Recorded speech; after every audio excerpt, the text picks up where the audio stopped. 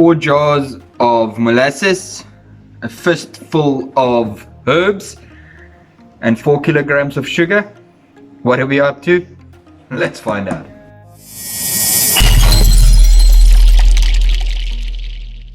Hello and welcome to another Beaver DIY day. As you saw in the intro, we are making a rum. So I've had a lot of requests for something that you can drink straight off the still that isn't a gin or isn't a mampur, and we haven't made a rum on the channel yet, so we are making a rum. What we'll be needing is, our base of any rum is a cane sugar of some kind, so I'll be using molasses.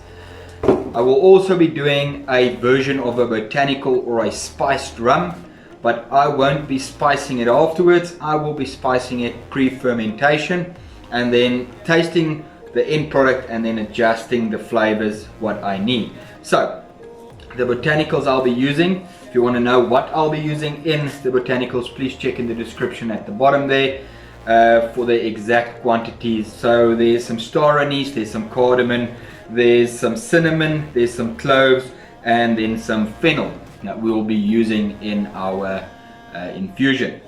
We will also be using sugar to boost our SG content, and we will be using some water conditioning in the form of Epsom salts, vitamin tablets or multivitamin tablets, as well as some lemon juice. Time to get our molasses into our pot. Here we have 5 liters of water that we brought up close to a boil.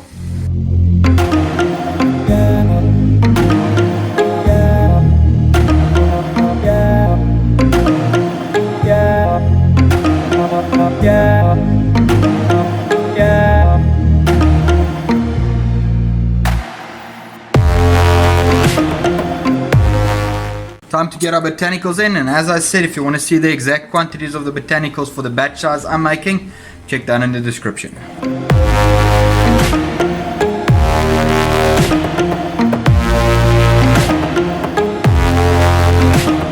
A little tip, guys, when working with molasses, it's sticky and it tends to want to go everywhere. So have a cloth and a bucket with some bleach or jig, whatever, dissolved in it. Just handy around, just wipe down the surfaces to ensure that nothing gets all sticky and yucky, because it's a real pain to clean up after it has dried.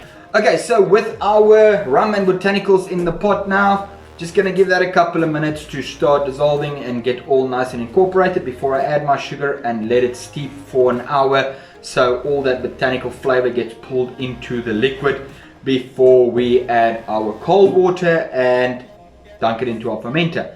In saying that, the sugar content and the molasses content, what I'm shooting for is a specific gravity of 1.080. What that will ferment out at about 10% ABV, and that's right in the ballpark for the yeast that I'll be using. I'll be using standard brewer's yeast that you can buy in the supermarket here in South Africa. Daddy yeast and all those other yeasts will be fine. If you're using a yeast with a higher alcohol tolerance, you can up the sugar content or up the molasses content. Just check on your molasses spec sheet or on the side of the can how much sugar you have there, and just adjust accordingly. If you're using bread yeast, you can just half the recipe that I'm using, because you're going to be shooting for about 6% ABV. Okay, so with the sugar all in and stirred up, make sure all the sugar gets dissolved into your water or your liquid that you have now, your molasses and botanical liquid, and then leave it for an hour. Okay, so it has now been just a bit over an hour with this pot cooking away and getting all the flavors nice and incorporated into the liquid. Okay, so step 1, as always, everything needs to be sanitized. I did wash this bucket with sanitizing liquid, but I'm just gonna take some sanitary liquid and just spray everything to make sure that there's no nasty buggies. Take my sieve, do exactly the same. I know that stuff is boiling hot, so it should not have any contaminants in it, but rather be on the safe side. Okay, so first thing I want to do is I don't want to melt my bucket when I add the hot liquid in. So I will be adding the first 5 liters of water, and then I will be adding the pot of the hot liquid in. I'll be testing the temperature, and then I'll be adding water in to get the temperature down to pitch temperature.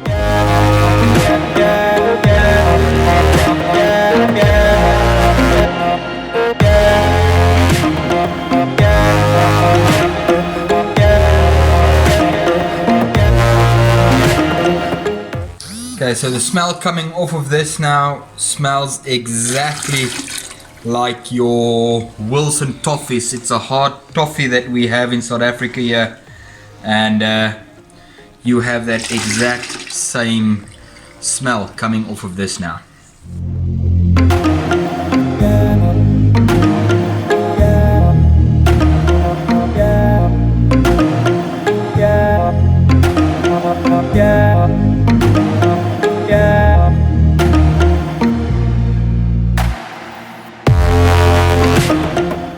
Okay, so this has now cooled down. It's to below 30 degrees. We just want to check the temperature, check if it's ready to pitch. So yeah, let's just get the temperature reading. So the temperature is to 27 degrees. That should be fine for pitching the yeast, because we're going to keep this at 26 degrees centigrade to ferment out. So on the taste of this here, I don't know if you guys are aware with Wilson toffees, but it tastes exactly like a Wilson toffee would. Next up, I just want to do a quick gravity measurement. I'll put the gravity on the screen at the bottom there, so you guys can just follow along on the recipe. Okay, so we're on about a 1095, so it's slightly higher than I wanted it, and with the higher temperature we can actually round it off to a 1.100. If it's going to ferment out, it's going to be about 13% ABV, so it's at the higher end of what the yeast can handle. But yeah, if there's a little bit of sugar left over at the end that the yeast didn't get to, we'll just add nice flavor to the run. Okay, so just to give the yeast a bit of an easier time, I'm going to add my multivitamins, my Epsom salts into the batch, and I'll also be adding some lemon juice just to get that pH down so that the yeast has an easier time to convert all the sugars. So like I said, yeast combo that I'll be using once again is my 1 packet of bread yeast, 1 packet of brewer's yeast. This I allowed to get pre-started. So all I'm going to do is I'm just going to shake it up to get all the little sediments and everything come in flocculation again, or into solution, and then pitch it.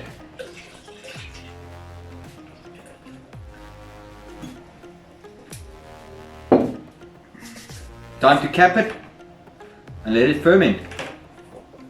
Thank you once again for joining me, and have an awesome week.